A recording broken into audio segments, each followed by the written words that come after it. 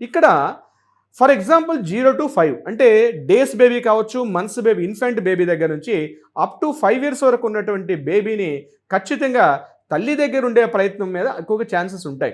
ఎందుకంటే మదర్ యొక్క ఫీడింగ్ ఉంటుంది, మదర్ యొక్క టచ్ ఉంటుంది. కాబట్టి పిల్లల్ని మదర్కి ఇవ్వడం మీద చాలా సందర్భాల్లో సుప్రీంకోర్టు కేసుల్లో కానీ, అదేవిధంగా హైకోర్టు కేసుల్లో కూడా చాలా తీర్పుల్లో ఇవ్వడం జరిగింది 0 to 5 వరకు.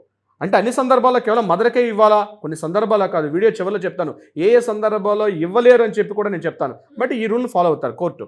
0 to 5 ఉన్నటువంటి అంటే 0 రోజుల నుంచి 0 నెలల నుంచి సుమారుగా 5 years వరకు ఉన్న బేబీకి మదర్ దగ్గర ఉండడానికి ఇష్టపడతారు.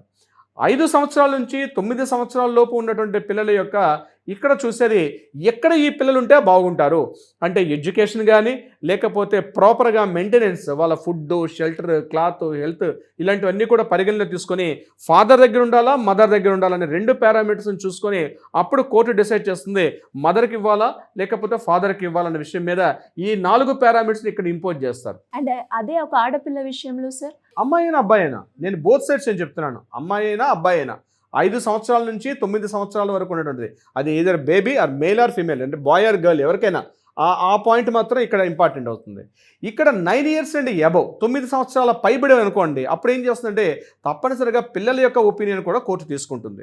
అబవ్ 9 years దాటారనుకోండి అంటే పిల్లలు కొద్దిగా ఆలోచన శక్తి ఉంటుంది, కొంత డిసైడ్ కొంత 100% చేసుకోలేరు, కానీ పిల్లలను కూడా పిలిచి వారి ఒపీనియన్ కూడా తీసుకుంటారు. అంటే వాళ్ళ ఒపీనియన్ ఫైనలైజ్ చేస్తారని కాదు, బట్ వాళ్ళ ఒపీనియన్ కూడా తీసుకుంటారు, కన్సిడర్ చేస్తారు. అప్పుడు father opinion, mother opinion consider at the same time ఈ 4 points వీటిని కన్సిడర్ చేసి అప్పుడు ఎవరికి ఇవ్వాలి అనేది కోర్టు డిసైడ్ చేస్తుంది. So 0 to 5, 5 to 9, 9 and above అన్నటువంటి ఈ పారామీటర్స్లో ఇప్పుడు నేను చెప్పినటువంటి ఈ యాక్ట్స్ని, ఈ సెక్షన్స్ అన్నింటినీ కూడా అక్కడ డిసైడ్ చేసి అప్పుడు ఒక ఆర్బిట్రేషన్ జరిగి 2 వ్యక్తులను కూర్చోబెట్టి కోర్టు ఫైనల్గా డిసైడ్ చేస్తుంది.